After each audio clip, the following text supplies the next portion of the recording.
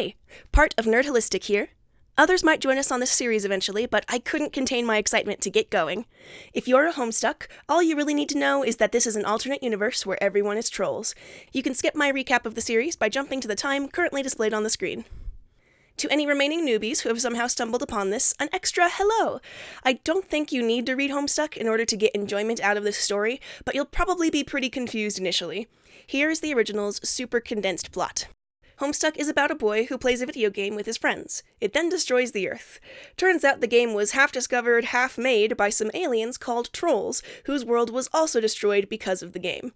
Both groups end up working together to escape their dying universes by making a new one, all while fighting off a crowd of powerful villains and managing their own tense and hilarious friendships, rivalries, and romances. Now, the fanwork I'm going to be reading to you takes place in an alternate universe, where all of the characters start out as the alien troll species. The game doesn't really work out, and their lives on the harsh alien world slowly escalate into epic intergalactic misadventures. There's a lot of troll jargon and culture you're expected to know, and the events in Homestuck are sometimes referenced. When in doubt, assume it's because aliens. For example, they're nocturnal, so I stayed up too late last night is I stayed up too late last morning instead. If you're ever crazy confused, say so in the comments, and I'll try to respond there, or at the start of the next video. The whole Nerdhilistic team is planning on rereading Homestuck, but we're not sure when, and the trolls don't show up at first. If you want to do a cold jump into their main arc, you can start reading it here. Or watch/listen to it starting here, thanks to the impressive multi-voice actor effort by Voxus. And if you want to read or listen to all of it, rock on! Our videos will still be here when you're done. See ya! Disclaimer. This is a fan reading of a fan work. Mistakes and tangents will happen. Our goal is to share what we love without that process consuming our lives. We do want to improve, but it's probably going to be a slow process. Comments with specific advice would be much appreciated. Enjoy the story! Dave's Broken Diamond Club. Written by Undin New Neon. Voice acted by Nerdhilistic. Content warning. This story is rated for audiences teen and up. Contains canon-typical graphic depictions of violence, physical and mental. Troll Summary. In which Solix Captor, troll of many curses, including the most cursed love life, falls hard in pale pity for Dave, apparently the planet's least romanceable troll. In which Dave himself is basically more Secret Vault than troll at this point, and generally wishes that everyone else would just chill the fuck out for once. Contains slow burn, will they, won't they pale rom, frankly scandalizing pale displays, a best friendship for the ages, highly illegal non-quadrant romance, polyamorous non-quadranted romance, inadvisable body mods, poor decisions, and revolutionary content. Contains more plot than strictly needed, comprising of shocking revelations, intergenerational hoofbeast shit, and outright rebellion. Unsuitable for trolls 7 sweeps and under. Chapter 1. Recover. Churches. Nominated for Pale Anthem of the Sweep. Blow by blow, honest in every way. I know you appear to face a decision. I know you fear. You hear about Dave long before you meet him. He's Carcat Vantus's full-time crush, not that your best friend can decide whether he wants to kiss the guy or whether he wants to bite his face off. Honestly, the guy flip-flops on the matter so much, you think there should be a way to connect him to the power grid. That level of vacillation could keep your whole city alight. Carcinogeneticist began trolling Twin Armageddons. Solix, please help me out here. My stupid, dumbass date for idiots who couldn't plan their way out of a wet paper bag ran on too long, and now me and Dave are going to get fried if you don't let us in. You're running pretty close to sunup. Can't you just get a hotel? Pale your stupid crush into at least one quadrant already? Don't taunt me. If you must know, I blew all but my communal scuttlebuggy fare trying to impress him in some stupid rigged game. And he says he doesn't have any money either, and I don't know where he lives. How do you not know where the guy lives? Haven't you been talking to him for like a sweep or more? He's secretive as all hell, okay? You don't even know roughly how far out from here he lives? No, and as fun as proving how little I know about my crush is, can you let us in or not? Yeah, geez. But when you get here and I'll let you two up. Thank you. Carcinogeneticist ceased trolling to an Armageddon's. When Karkat and Dave fall through your door panting and laughing to themselves, you get a good look at him. That was majorly fucking close, dude, Dave laughs, shoving his shoulder against Karkat and combing his hand through his hair. It's pretty neatly styled, not in a slick formal way, but in the way of someone trying very hard to look like they're not trying at all. His horns are a spiral, counter-spiral set that remind you of Aradia, not helped by the rust symbol on his chest. Only, on one side of his head, the horn has been sliced clean through, cutting through the spiral halfway. You'd think maybe it was just supposed to be flat-ended, if the other so blatantly didn't match it, and if the amputated one didn't clearly have the ghostly afterimage of horncore in the middle of it. He's skinny all over, but unlike you, he has apparently decided to go with a totally skin-tight shirt that sticks to him entirely.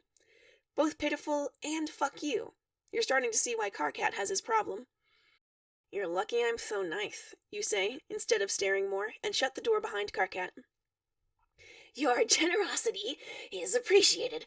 I'll very much consider giving you my stuff when I'm dead, Karkat gasps, leaning against the wall.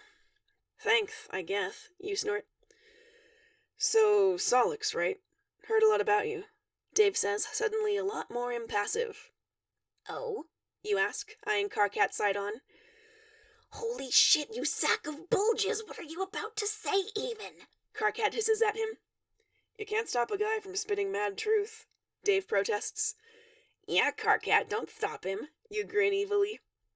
See? Dave sneers and looks at you. He says you're basically the best at computers, which, given Karkat's skills, isn't hella insightful, but you're apparently some kind of super genius.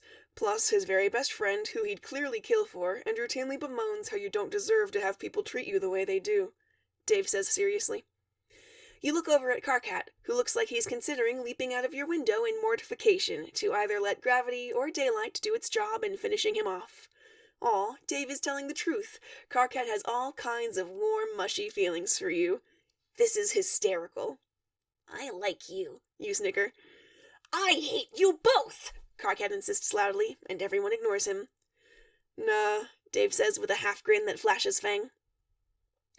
I'm going to sleep. You two suck, Karkat insists, stomping out of the room. Dave watches him, a fond little smile on his mouth for the second it lasts before he wipes it off, presumably remembering he's in company. Can I ask, and feel free to tell me to fuck off, but what's the deal with you and Karkat? You ask, walking over to your cupboard and getting a glass out and filling it with water. You start drinking and realize that you should have maybe offered him something too. What isn't the deal with me and him, man? Dave snorts and hops his ass up onto the counter. Well, I know what his deal is. What's yours? You question him. Red, black, both. I don't know. It'll work out or it won't. Dave shrugs. Not much else to say on that. It sounds like Karkat just needs to get his shit together. What about you? Karkat mentioned that you've been friends forever and that some of his creepier friends were up in your grill. Dave says curiously. Oh, so you know Aridin, you say with a roll of your eyes. Not as well as he wants to know me, nah. My buddy Rose set him straight when he wouldn't take 16 no's and 20 fuck-offs for an answer. Dave snorts. Are they your Moirail, then? You ask with a frown. Dave's eyes go so wide behind his stupid shades that you actually see an edge of yellow around them. What? Ugh, gross, no. Rose and me are just old friends. Don't get me wrong, she's crazy enough to need a Moirail, but it ain't me, Dave says with a shake of his head. So, you and Karkat are BFFs, Aridin's a creep. That it? Dave asks curiously, and you're not sure if he's angling for a particular answer here. I have a mate sprite, you say. Had, you correct. Oh, that sucks, Dave says sympathetically. Or maybe still have? I don't know. Do you want a drink? I didn't ask, you mutter, turning around to get another glass out for him. You don't got it, man. It's nice enough that you're letting me crash here, even if it's probably just because of Karkat, Dave says quickly. I think I can stretch to water, you assure him, and hand him the full glass. He takes it gratefully and drinks. He's shorter than you, and slighter, too. He probably weighs about 20 pounds soaking wet. Okay, exaggeration there, but still. Something in your chest twinges a little to see him. Sorry about your breakup, he says gently. Ouch. That would have hurt less if he hadn't sounded so sympathetic there. She died, you say instead, because you're, an asshole. Oh, oh shit, Dave says, clearly mortified. It was a long time ago. She was alive, we were a thing, she and Vriska got into this revenge cycle and... Words fail you. Oh, I've heard about this. From TZ, I mean, we had a thing before... Well, that's how I met Karkat and him trying to smother me with a scale made on her porch about up and killed that chance either of us had with her. But she told me about Vriska, and the girl she killed by... Dave trails off and sets his drink on the counter by his hip. You know what he's about to say. The girl that she killed by controlling you to make you kill her. I'm real sorry, Dave says and hooks his foot around the back of your knee. Your knees bang the cabinets below the counter he's on, and your hands are on either side of his legs now. It's ancient history, you tell his knees. God, they're basically painted on skinny jeans with rips here and there.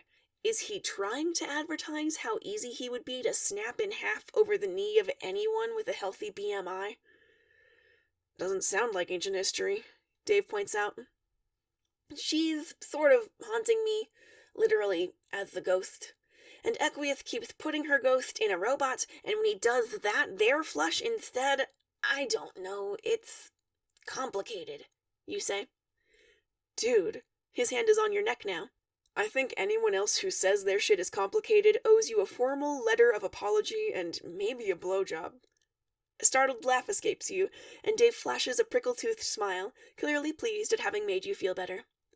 I'll see how that works for me, you snort. Put the word out for you if you want, he grins. He jerks his head to the side at the sound of distant swearing and a thump. Did you forget how to take your own clothes off, dumbass? Dave calls, leaning back a little to make sure his voice carries around the corner. Choke on my bulge, Globlick, comes the distant yell. Don't do that in my coon, you groan. Nah, man, I was dragged up with better manners than that. Besides, I feel bad enough that the troll incarnation of a loudspeaker took your coon without going into defiling it.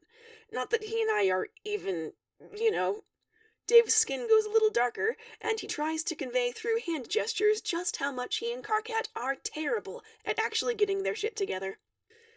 I have a second side to it. You can sleep there. I was probably going to stay up all day coding anyway, you say, instead of teasing him. No way, man. I'm perfectly happy to kick it on your lounge plank. I kick it at friends' places so often I'm barely even used to sober anymore. And besides, you look pretty tired. Maybe you should sleep there, and I'll sleep out here, he insists. Dave hops off the counter and fixes you with a no-nonsense look over his shades and ducks under your arm to walk across the room and throw himself on your lounge plank. It's not like you can stay up in here without keeping him awake, so you're kind of forced to go into your room. Karkat's clothes are in a heap by the blue half of your coon, and half of his arm is hanging out as he pillows his head on it and snores. He's probably not a deep enough sleeper that you can just sit here on your husk top. You guess you have to go to sleep. You change, peer at your bees to check they're okay, and then go to sleep. When night comes, you wake up and find yourself alone. You go out to the main room to find Karkat eating your food at your table, idly scrolling on his palm husk. Hey, thanks for letting us stay. I owe you, he says around his spoon. What does a spoon sound like? I don't know. Hey, thanks for letting us stay. Hey, thanks for letting us stay. I owe you, he says around his spoon. You owe me cereal. Where's Dave? You ask. You can't see him around. Gone, Karkat shrugs. He seems to catch your baffled look and sighs. He does that. He crashes at people's places sometimes, but he's always gone before anyone gets up. Like I said, he's a secretive fucker. Don't take it personally, Karkat explains. Weird. Are you eating that dry? You ask him suspiciously. Fuck you, I like it crunchy, Karkat snaps. What a goddamn weirdo. You snatch the box up with your sigh and grab yourself a bowl. You pour it in and walk to the fridge to grab milk because you're not a weirdo like some people. You pause when you see a note stuck there with tape written in one of your gold pens. Hey, Solix. Thanks for letting us crash. That was cool of you. Sorry about Aradia. TZ used to say she was cool, but I know it's not your fault, but I'll flip Vriska off for you the next time I see her. I didn't touch your stuff or nothing, so don't worry about it. Had to bounce, though. Laters, Dave. You stare at the note in your hand for a moment. That's It's sweet. Thoughtful, even. You tuck the note away, pour your milk, and return to the table opposite Karkat. Did you actually sleep? You don't look like shit for once, Karkat says as he looks you up and down. Well, your crush turned down the offer of half my coon and claimed the space out here, so I kind of had to sleep. Gotta be the first time I've gone to bed at a reasonable hour since... You trail off as you try to remember. Longer than I'd care to admit, you finish lamely. How do you two know each other, anyway?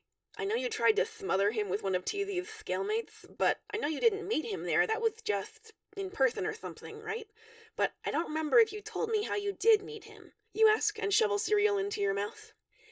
That blabbermouthed... No, that wasn't how we first met. Remember that game we played, all 12 of us, before Gamzee, you know. Karkat trails off. Yeah, you remember that game. Some stupid thing you'd partially helped code that all fell apart in the end. Your team in particular fell apart when your friend Gamzee lost his shit and tried to murder a couple of your friends, and so Kanaya had to chainsaw him in half. A bunch of social shit in your friend group blew up too with the Sea Dwellers, along with any chance you had with Theffery, and the whole thing was a Class A shit show. Right, you say. Well, some of us kept playing after you and a bunch of the others dropped the game. Dave and his friends joined our party.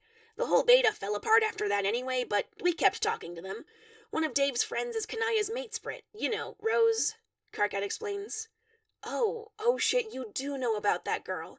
The name just hadn't clicked when Dave said it to you earlier. You and Kanaya don't talk about her love life all that much, but you knew she was dating someone. Small world. You think about the note that you have and how the guy seemed nice. Or not nice, kind of an asshole, in the way that all your favorite people are. But he asked about your life, said kind things. You'd kind of like to get to know the guy. Do you have his troll tag? You ask awkwardly. That is how I talk to him, Karkat says and fixes you with a suspicious look. You're trying to think of a good way to assure him that you're not about to gank his crush out from underneath him. You're not interested in his heart or his spade. Tell me, Karkat groans. Please, for the love of all that is holy, you're not about to ask me if he has a moirail. Does he? You ask after a second. Karkat slams his head onto the table, narrowly missing his bowl. Oh my fucking Christ, it's got to be pheromones or something! He yells into the table, his voice slightly muffled. You say. Every fucker that Dave so much as treats like a person falls ass over rumble spheres trying to get into his diamond. What the fuck is wrong with... Okay, no, I'm just going to do you a favor and add you to the group, Karkat rants, sitting up and jabbing angrily at his palm husk. Your palm husk pings, and you float it over to you, opening Trollian right away. You've been added to a group. Dave's Broken Diamond Club. Pinned note. What happens in the chat stays in the chat. Carcinogeneticist added Twin Armageddons. At Tentacle Therapist, at Garden Gnostic, at Ectobiologist, at Gallows Calibrator, at Adios Toreador. He got another one. For those who don't already know this asshole, this is Solix. Karkat, there really is no need to insult the poor guy. Oh no, if you know him like we do, you know he is an asshole. Gee, Teethy, thanks so much. What the fuck is this board? I thought the title made it pretty clear. Yeah, this is all of the people that we could find who feel rough about having unrequited pale feelings for Dave. What? Like I just told you, this happens to people who meet Dave a lot. Consider it a support group for morons. Why, Karkat, aren't you also in this group?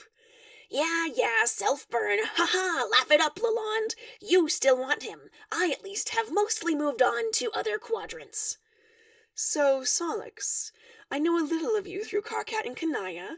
Why don't you tell us how you know Dave? You eye Karkat over the top of your screen, but he isn't looking at you. Whatever. I just met him when he and Karkat crashed at my place over day. That's all. Did you tell him meaningful things about yourself? Was he a perfect guest? Did he leave you feeling like he understood your problems and then vanish on you? Rose, you're being kind of a tool. Don't mind her, Solix. Her bark is worse than her bite. It absolutely is not. But still, perhaps that was a little cruel. Nevertheless, our purpose is both mutual support, which is semi-joking as we're all friends anyways, and the rest is to serve as a warning to others. Don't try to go after Dave's diamond. It doesn't exist. This is stupid. You're all stupid and kind of shitty friends to have a memo like this about him. I'm out. You close the memo and glare at Karkat, who lowers his own palm husk, though it continues to buzz now and then. They're not trying to be mean about him. People just fall for him a lot, and he always seems super willing to listen to all of your problems, and he's easily pitiable like that, but... Okay, tell me one thing you know about him. One thing about himself that he told you, not me. Karkat challenges you. You try, but everything you can think of is about someone else. Karkat looks at you sympathetically. I took him on an actual date yesternight, and I know a bunch about him, but I still don't know his real last name, even after all this time. I'm not even angling for pale with him. He's not trying to lead you on, or anyone. He just has this issue with his pale quadrant, and apparently that makes him irresistible, which probably sucks for him, actually, Karkat says unhappily. You don't ask for Dave's details. You probably shouldn't. Karkat thanks you for your hospitality and shows himself out later with enough time for him to get home. You watch the moons set and wonder where Dave lives, and then feel highly stupid for doing so. You put him out of your mind. It works for a perigree until you see him on the street, just sat on the corner with a bunch of electrical musical instruments that you don't know the names of. He's busking. You hesitate, but your curiosity pulls you closer. Hi, Dave, you greet him, and are suddenly struck with the worry that he won't remember you. Sup, Saul? Dave asks, his head bobbing to the beat as he pulls one headphone back so it rests against his ruined horn. He's clearly listening to you. I didn't know you were a musician, you comment. Looking at the huge amount of cash that has been dumped in the bowl in front of him, everyone seems to think he's a really good one. Even now, there are people watching him from around the street, just enjoying the music. Aren't we all musicians of life, playing the big old harmonica in the sky? Dave says deadpan. Does being full of shit make being a musician easier? You ask dryly, and he grins. It's like you don't even know any musicians, he snickers and looks up at you properly, letting his music fade out.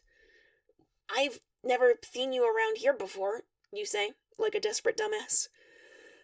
Sometimes that's how it is. I go where I gotta, Dave says mysteriously. Why do you gotta? You question him curiously. Reasons, Dave answers, and you feel like you just smacked your face into a brick wall. What was it that Karkat warned you about with him? One-sidedness? Yeah, that'd be it. What you been shopping for? Dave asks, not letting the conversation hang.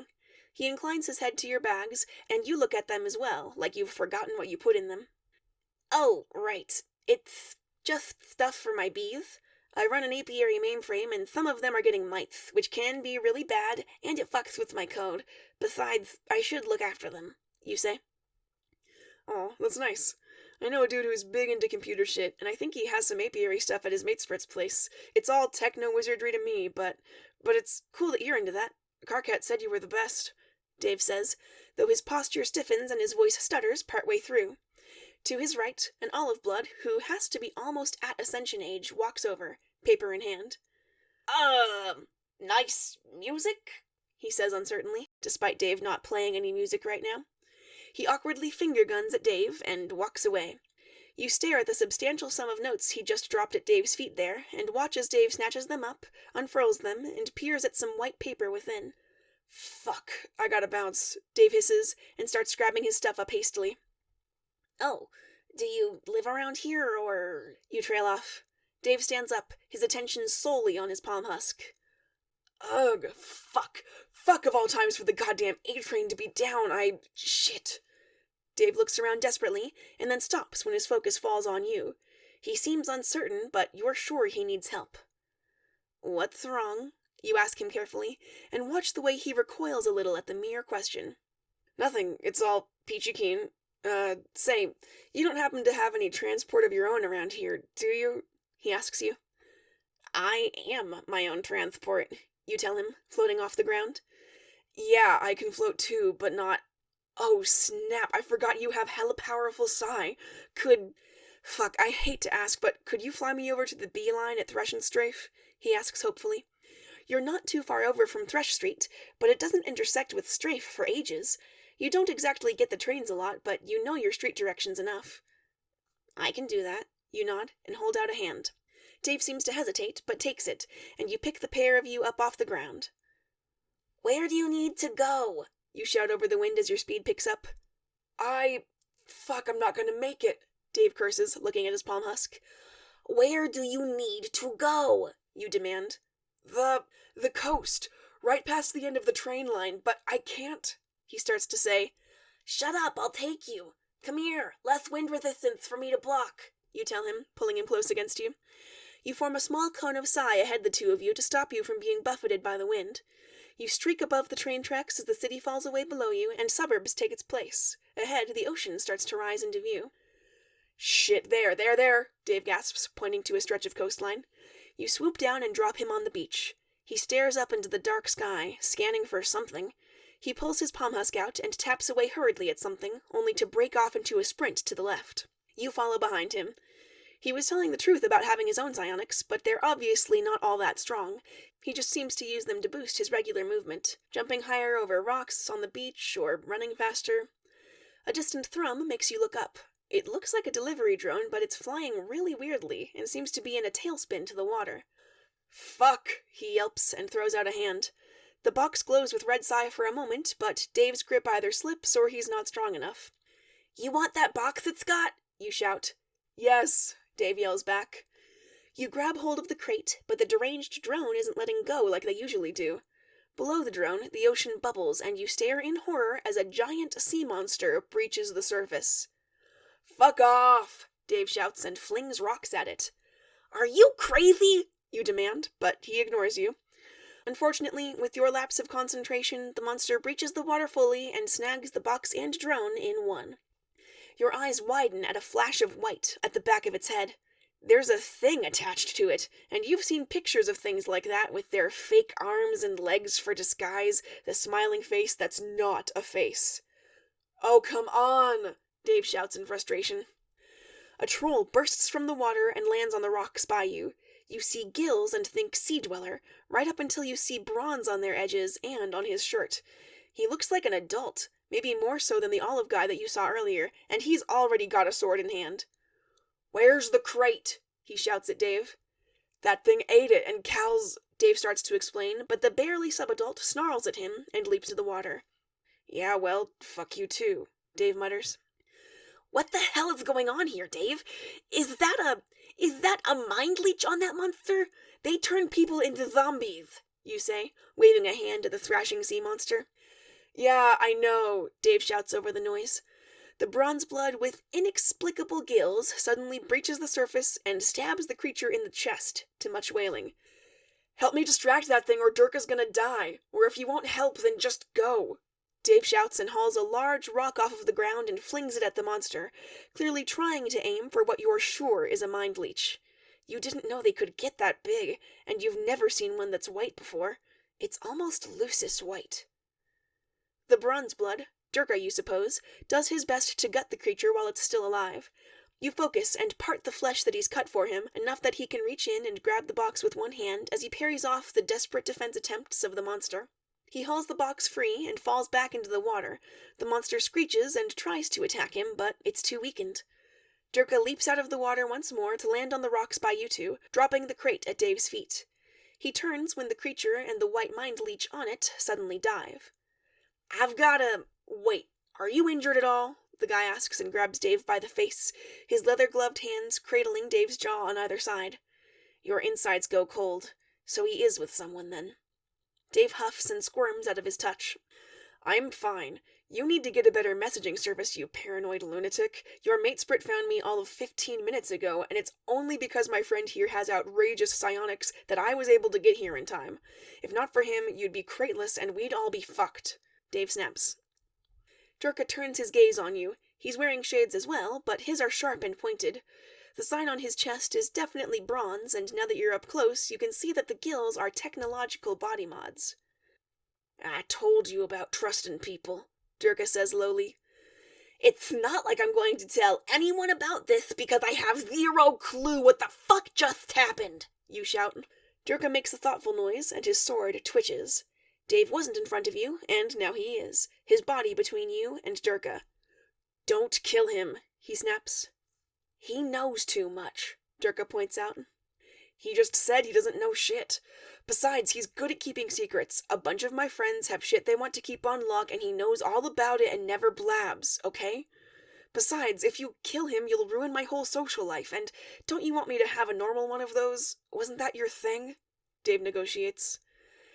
I don't have time for this, Durka hisses and glances at the ocean again. So fuck off after Cal, then. I'll burn the box, and he won't say a word to anyone, okay? Go, Dave tells him, gesturing at the water.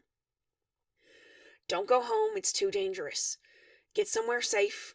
Let me know where you are, Durka says softly, pats Dave's hair, and then takes 2 running steps and leaps into the water, sword first. Sorry, Dave sighs and shakes his head and fusses with his Zilidex until a mask pops out.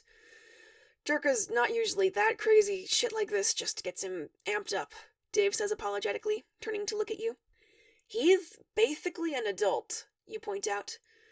Yeah, he's a good guy, though. Weird, but good, Dave nods. Well, thanks for protecting me from your Moira, at least. I'd like to say I could have handled him, but I don't know him well enough to be sure, you say. You've never fought an adult before, much less one crazy enough to give himself gills. Ah, what? No, he is not my... Ugh, no. Dave recoils, nearly dropping the mask in his hands. But... You trail off. The way he touched Dave, how he was giving him instructions to protect him, fighting a whole sea monster for him, the way he was territorial and took a dislike to you. Is he not? No, it's complicated. Stay here, I've only got the one mask, Dave says, and slips the red thing over his head.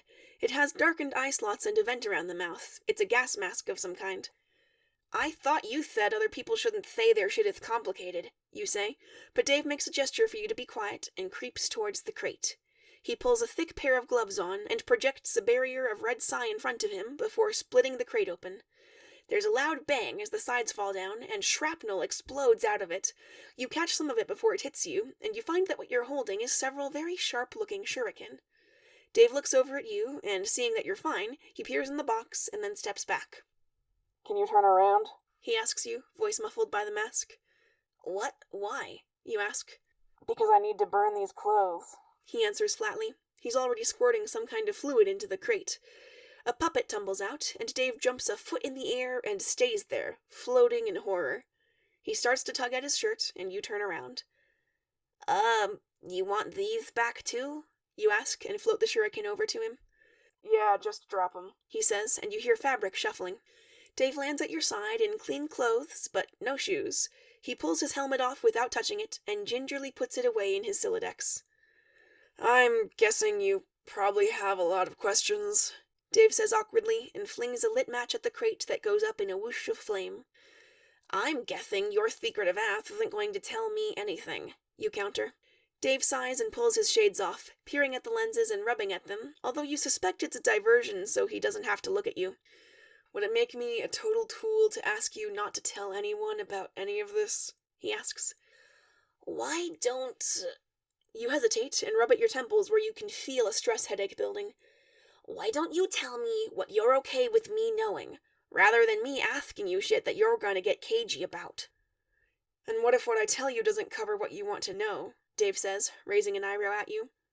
I guess I have to live with that? You shrug. Dave seems surprised by your answer, but finally catches your hand and pulls you up the sandy, rocky slope to the grass above. Me and Durka have something in common.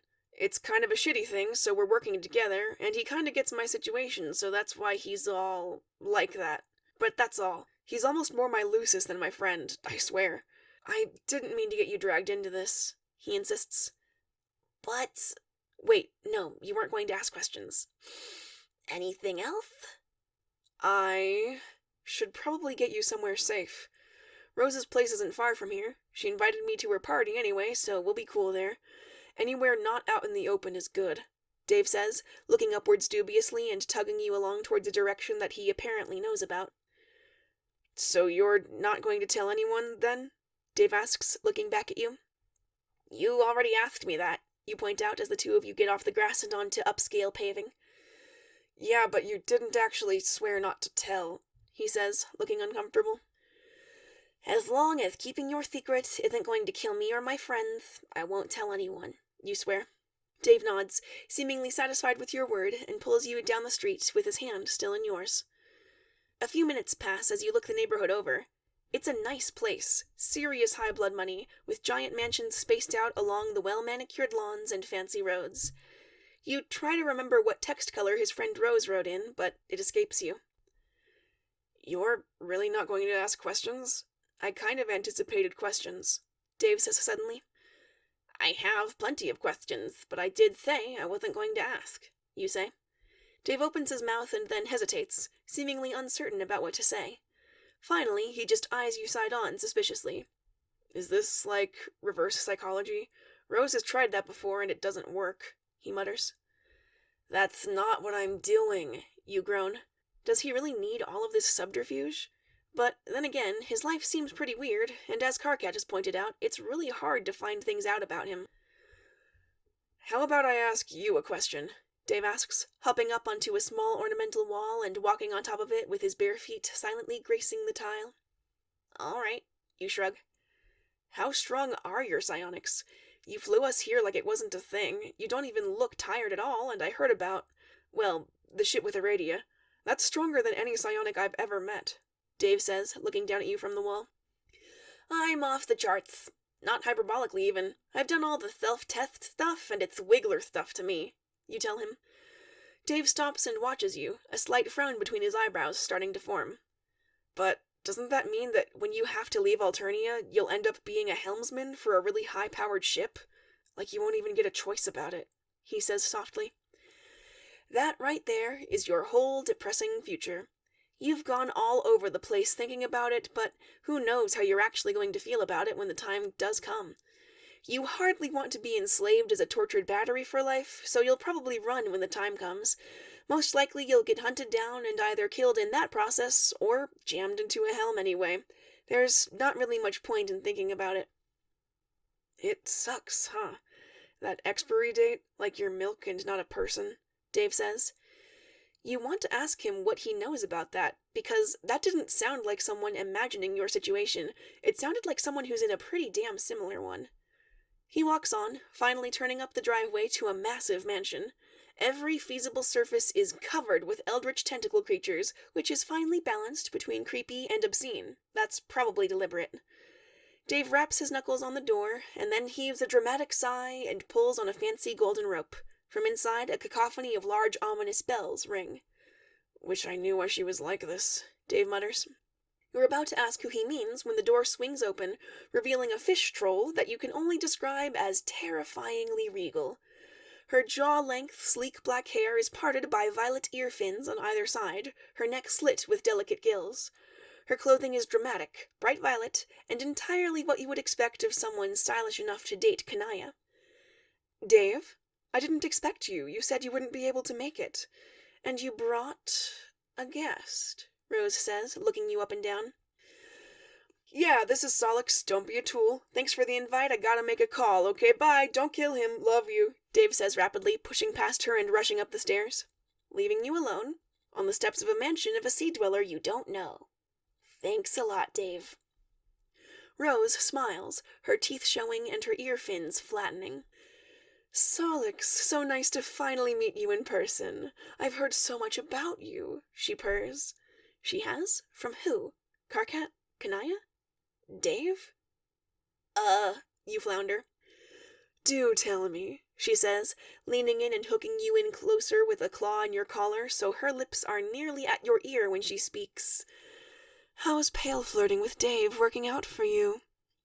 I'm not! You snap, and spark at her enough to get her to move away. She laughs, but walks into her mansion and waves for you to follow. With little other choice, you follow her in. You suppose you could leave Dave here, but you really don't want to do that, so following it is. Her mansion is as pointlessly extravagant as you would expect, and it makes your poor yellow-blooded sensibilities itch to see it up close. It's not even like it is with Equius or Vriska. They're both loaded, but they at least have the decency to have such terrible taste that you don't want anything they own. Rose has the latest tech just scattered about, and, paintings of wizards notwithstanding, she seems to have a decent theme going. A spooky one, but still. Please, do follow me through to the entertainment center. We were having a party, but it's no trouble at all to make room for 2 more, she says politely. You follow her into a room that's filled with the cushiest sofas, armchairs, and even some of the really large designer splay sacks. There's 2 trolls in there already, a girl and a guy, and they both perk up to see you. Oh my god, your eyes! The guy gasps, leaping to his feet and pointing at you. Oh my god, your manners, you reply flatly, before clocking that, hey, he is also a high blood, and you should maybe keep your mouth shut. You don't know these people. Yes, seriously, try to have a little tact. However, this is not actually your first meeting.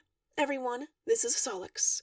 Solix, this tactless fool friend of mine is John, or at least that's what he demands that we call him, but you have been introduced to him before as ectobiologist, Rose explains, gesturing to him. Oh, right, from that board about Dave's diamond. I wasn't being an ass, Rose, jeez. I meant that Karkat has told me about him, and I recognized his description of his eyes. I mean, how many people look like that who also have mutual friends with us, huh? John asks. Is John short for something? You ask curiously. If not, you're at a loss for how to spell it. John just looks dumb. No, says John. Johnny, say Rose and the other girl at the same time. John shoots them a wounded and betrayed look. Well, it's nice to meet you. I was also in the memo. I'm garden gnostic. I'm jaded, the girl says, holding out a hand for you. She seems perky and overly enthusiastic in a way that makes you think of Nepeta.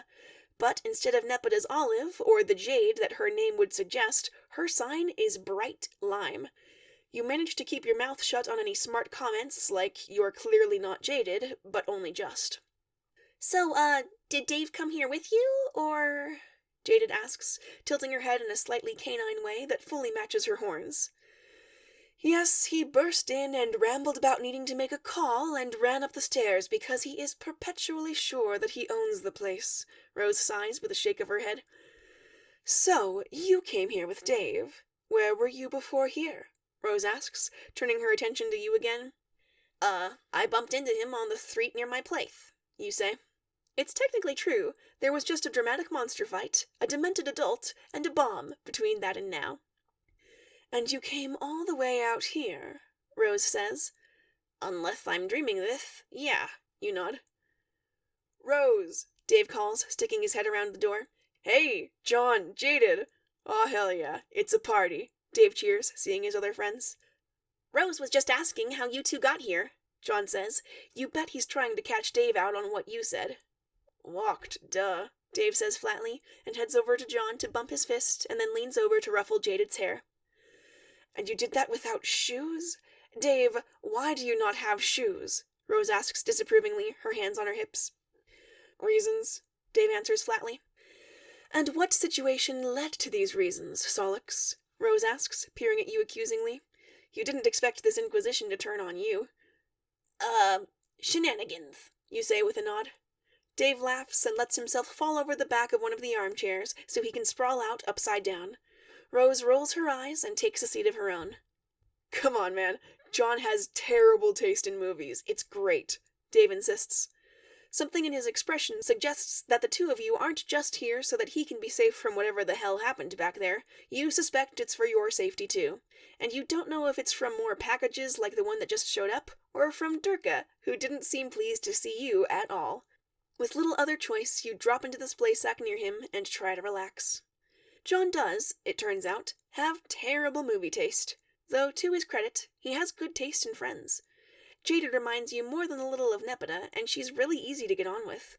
Rose is trickier, but she seems nice enough, sane for a fish troll even. Eventually it gets late enough that Rose informs you that she has plenty of spare rooms and coons with soper aplenty. Evidently this is normal enough, because the others have already started heading upstairs. That is, except for Dave, who has wandered off into the meal preparation block. Are you coming with me so I can show you where you'll be sleeping? Rose asks. What about... you start, looking over at Dave, who is pouring himself a glass of water.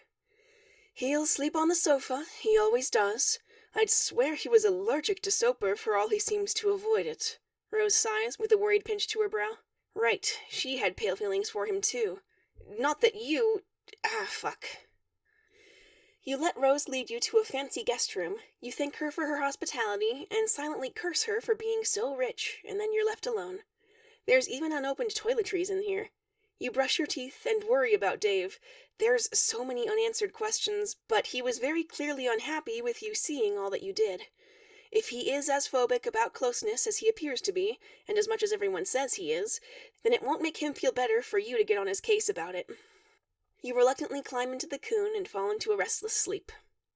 You awake to a note taped to your coon, written in purple glitter pen. Hey, Solix. Sorry for dragging you into all that shit yesterday, and sorry for bailing too, but I've got shit I need to take care of. Don't worry about Rose, John, and Jaded, they're cool. I mean, obviously they're cool, they're my friends, but I get that being left in a strange hive with a bunch of high-bloods you barely know might not be your scene, but for what it's worth, Karkat trusts them, so that should count for something, right? Anyway, I owe you big time, and I'll see you around. Sorry again, Dave. You keep the note in your Silodex with the first note. Hanging out of the coon by your armpits, you hold your arms clear of the soper and open a message to Karkat. Twin Armageddons began trolling Carcinogeneticist.